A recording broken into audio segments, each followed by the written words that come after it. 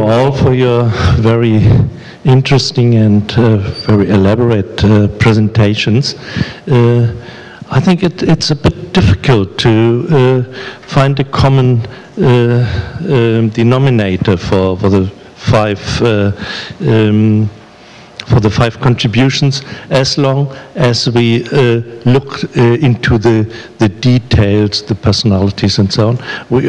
I think we may start with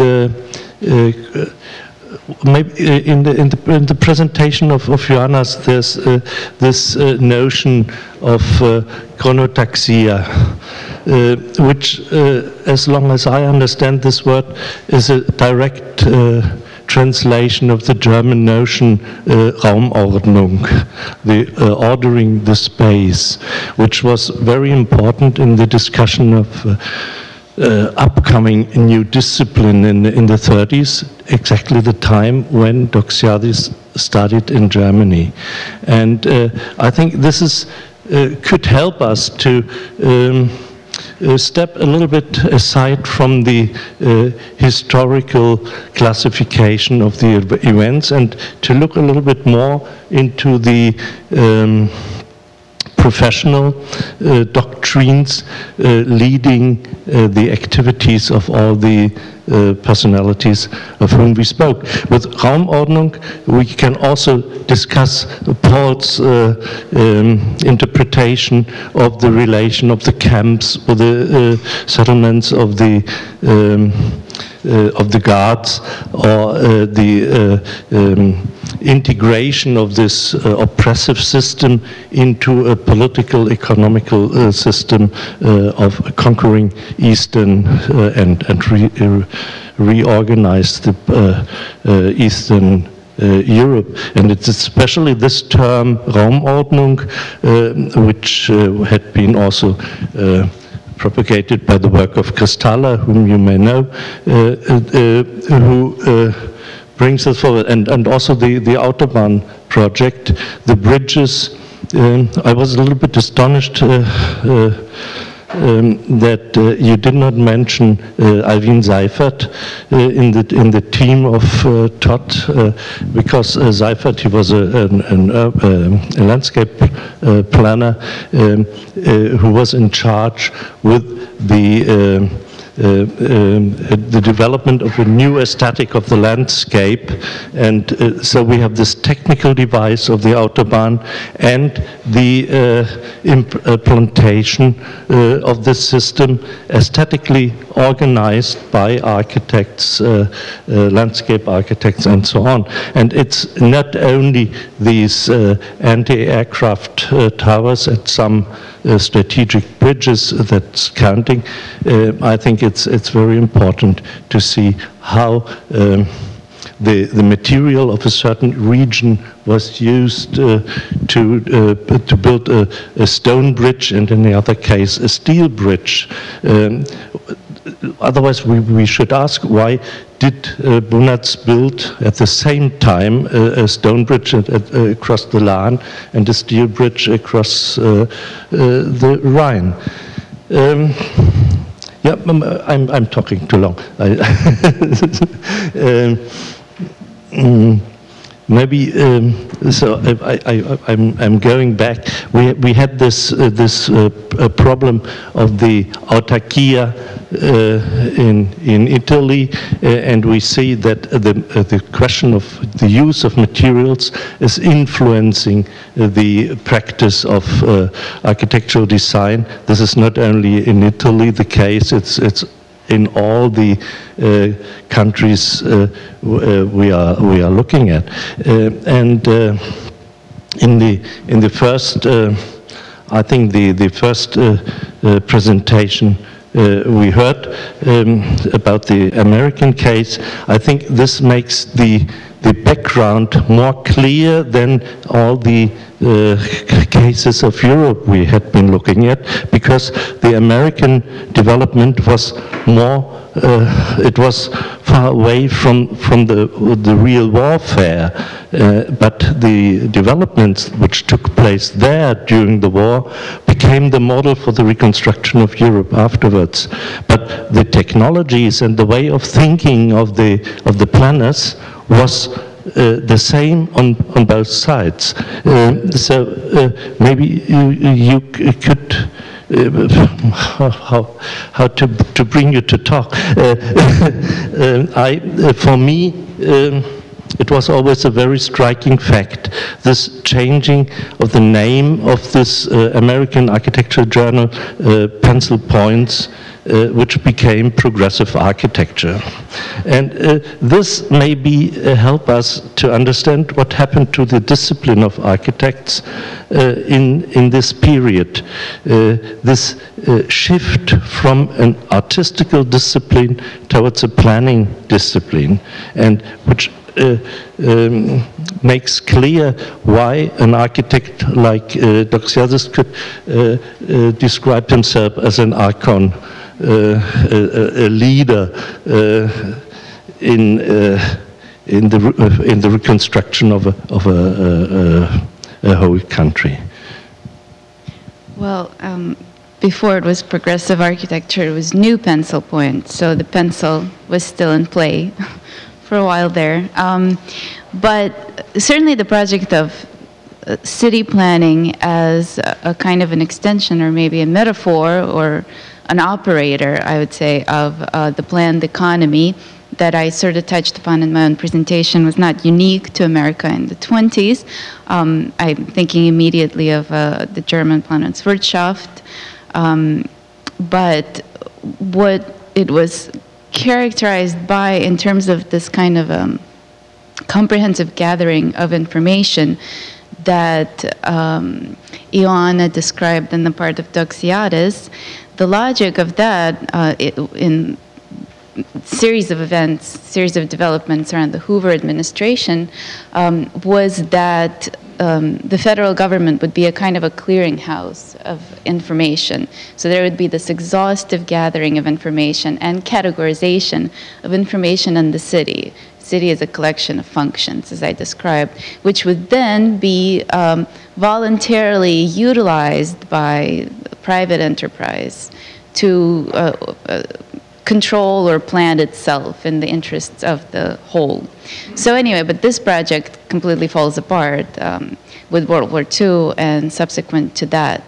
I would be interested to hear or to think of it through the developments in Europe, because of course the development of the welfare state after the Second World War proceeds differently in Europe and America.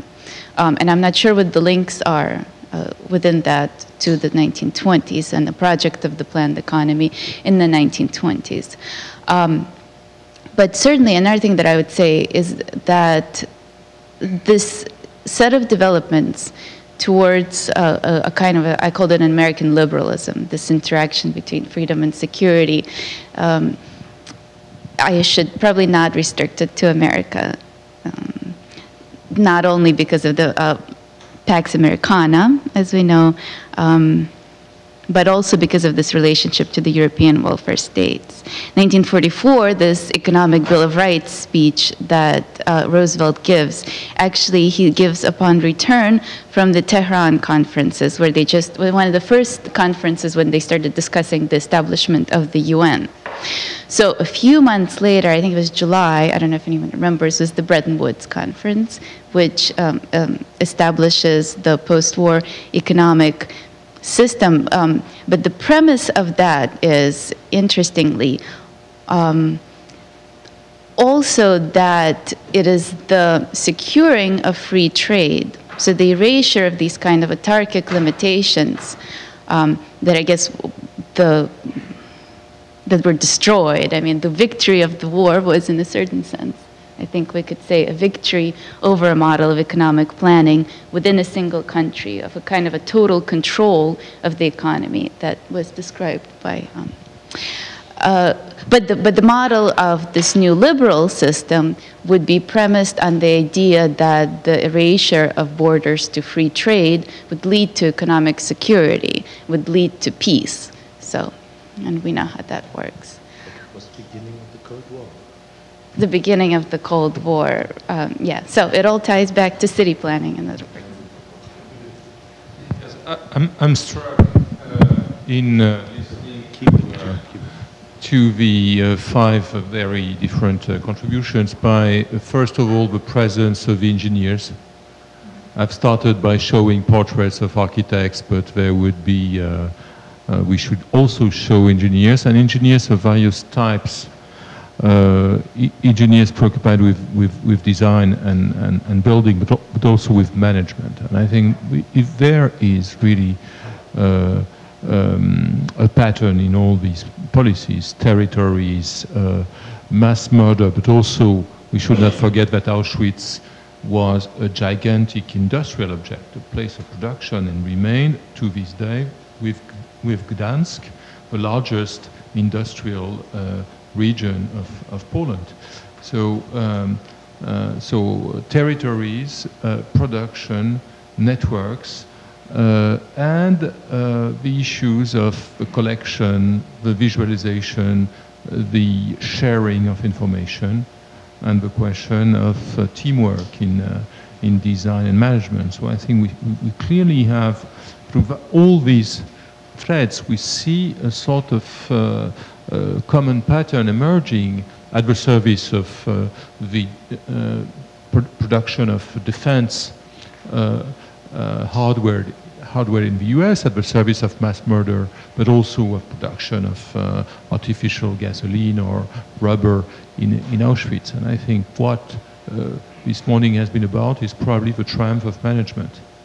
So I don't know, Paul, if we have maybe 5 to 10 minutes to talk. How was, in the case of Auschwitz, how do you perceive a relationship between the spatial economy of murder and the space economy of production, which you've discussed in relationship with the early camps and the problems of the building industry, but how is Auschwitz different from, let's say, Mauthausen or Sachsenhausen, which you studied?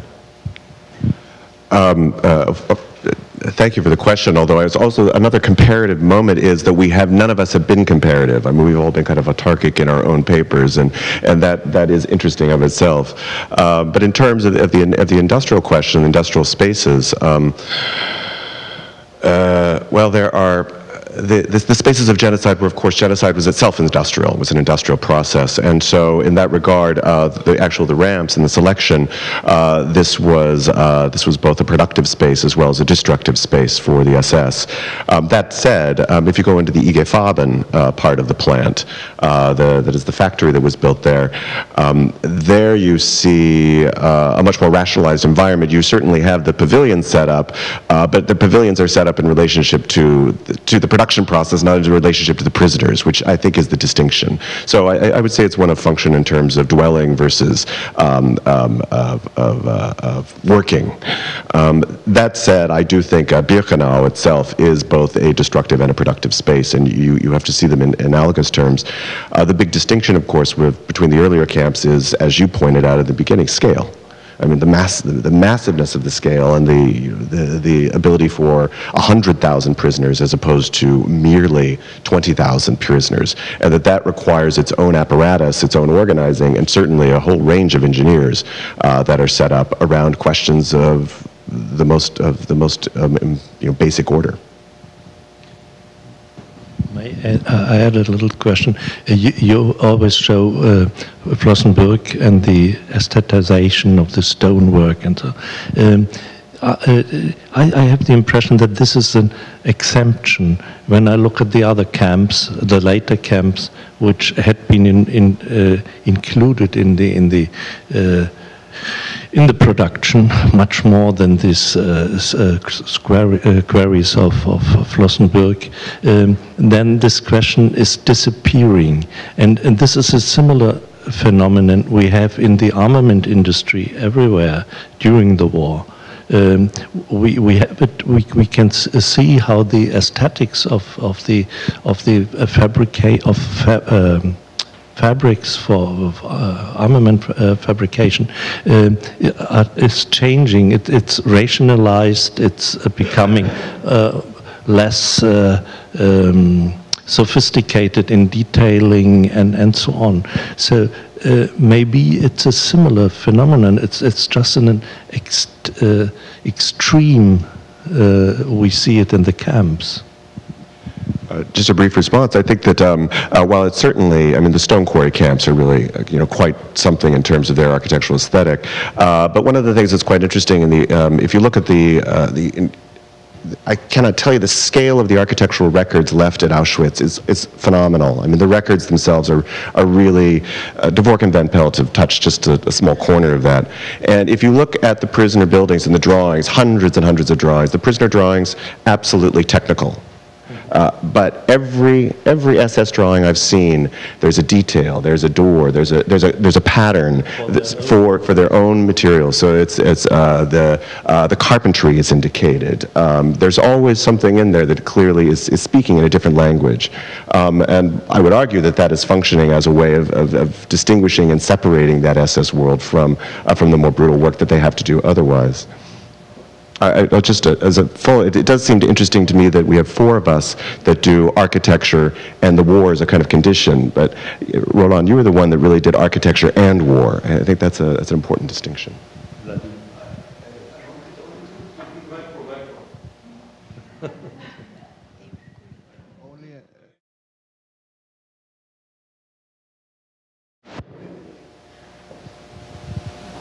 Okay.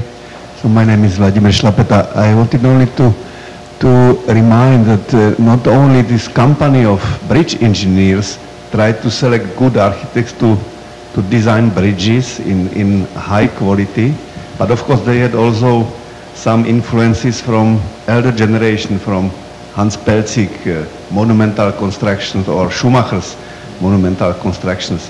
But also in factory buildings, we can find similar situation when Herbert Rimpel collected a lot of talented German architects around himself and tried to keep them and to let them work somehow not so dependent with the regime on one side on the stylistic way, but because of the production for the war, they have been dependent and connected with this stream, like even I think father of Christoph Meckler worked in Orenburg, and many architects, Bieber from Graz, etc. And I think there was a problem after the war. Also for some Czech engineers and architects, they worked on Autobahn strategy for Czech and Bohemian and Moravian territory to Pressburg, to Bratislava. So these are still topics which have been not discussed, but they played a role also in political development after the war. I will mention it tomorrow with Hruška, who was involved in Autobahn project.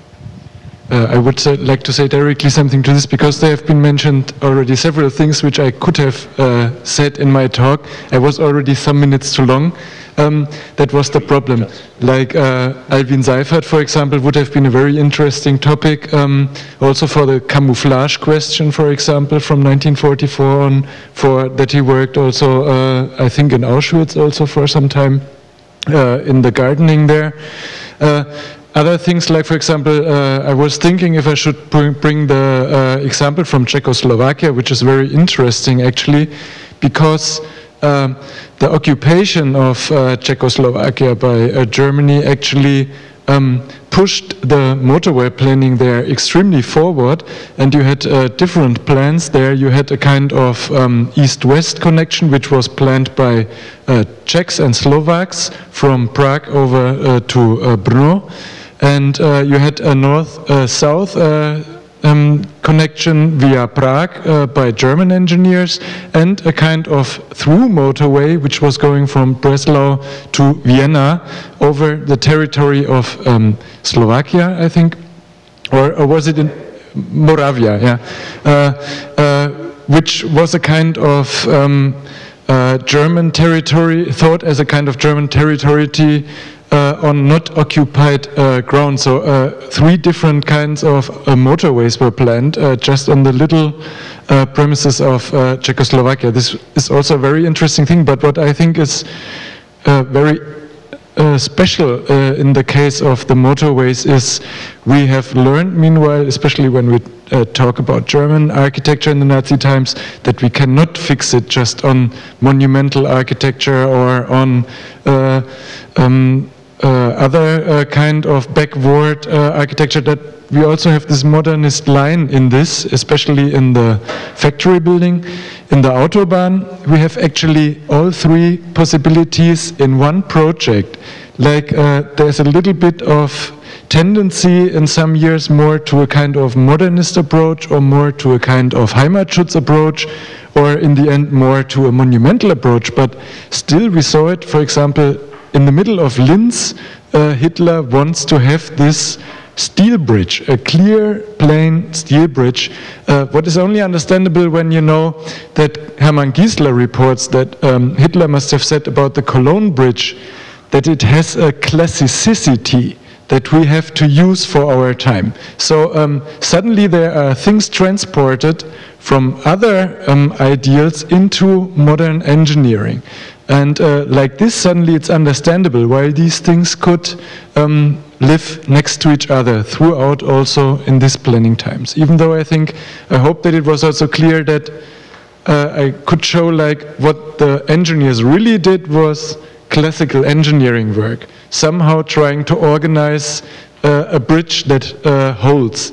What the other thing that happened, and engineers and architects worked together in this, were dreams of not so nice ideals, which were trying to put ideas of Hitler into pictures in the end. Tim Benton, I was struck by something that Albert Speer said, I think in the Spandau Diaries, trying to explain how the final solution was possible, how rational human people could do this. And he said it was the fault of modernization. That's to say that people could communicate at a distance decisions and were not forced to see the responsibility for it. And one of the things that interested me in several of the talks was this business of the distance and contiguity. I mean, the Atom City is another example. Doing things in one place which produces consequences a long way away. And I thought what was really interesting in thinking about the architecture of Auschwitz was that the architects there had to deal with contiguity. They had to deal with how to place civilized humans in that awful context next to barbaric acts. And I think this thing of coming down to the detail, you know, that in the pencil of the architect, it's necessary to separate out right down to the minute detail the difference between what is human and what is not human in that ideology, I thought was really interesting.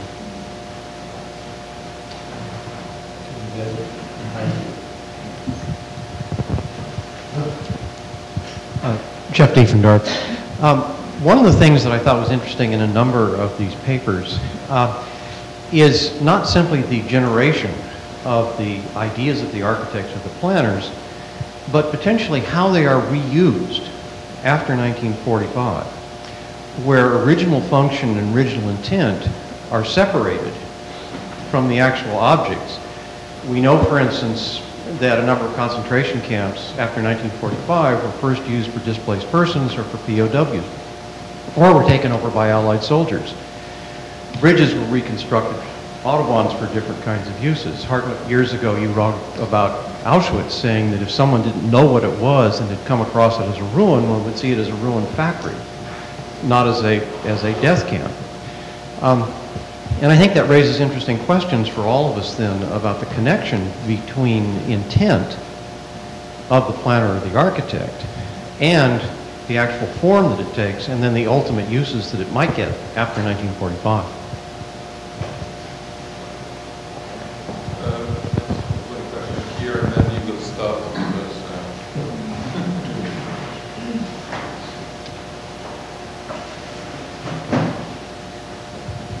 On the issue, Hélène Lipstadt, on the issue of monumentality, at a methodological level, this conference is about saving a topic from monumentality, on saving it from World War architecture being Speer monumentality, and saving it from the idea of the total break between wartime and post-war, where one of the great themes of the immediate post-war is in fact monumentality, and one of the great academic discussions going on since Jones' monumental work has been about monumentality. But I want to say that the idea that we should be surprised at the appearance of modernity monumentality, my pattern is the irrepressible aesthetic.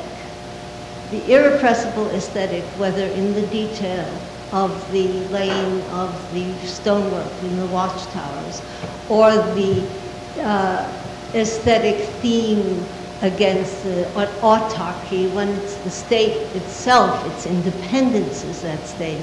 Somehow there cannot be a letting go of the aesthetic, it's monumentalized because the effort is monumental. It's the scale of everything requires this enlargement.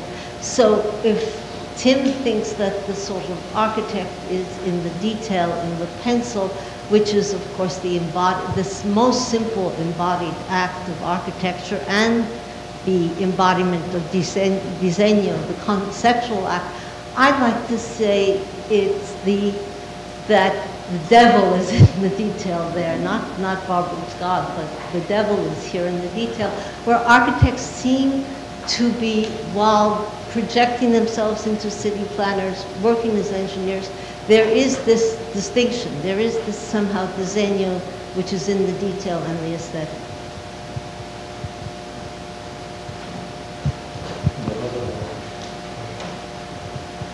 Last one.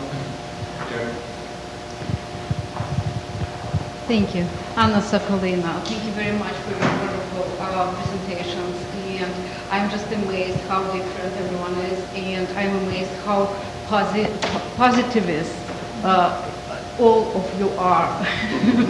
So to me, I'm coming from just a background getting my education in the Soviet Union, former Soviet Union. So to me, this pattern of destruction is a major pattern of that very time. So those traces are very visible even now. I remember visiting, for instance, Sachsenhausen, and all that aspect of destruction was so intense, and this medical experimentation on women, same in relevance to Buchenwald and Auschwitz. So definitely the idea of major global control over everything was a totalitarian idea that prevailed. For me, in all readings, whatever it would be, pictures or camps, and in comparison, for instance, to those labor camps, I greatly appreciate your reference to the 19th century labor camps based on farm settlements, farmer settlements, same in Russia, former Soviet Union. But in the Soviet Union, there is another aspect to it, and that is education, re-education, so that 20% will leave on an annual basis and come more and more of those people. So thank you very much, and just this positivism is kind of amazing to me.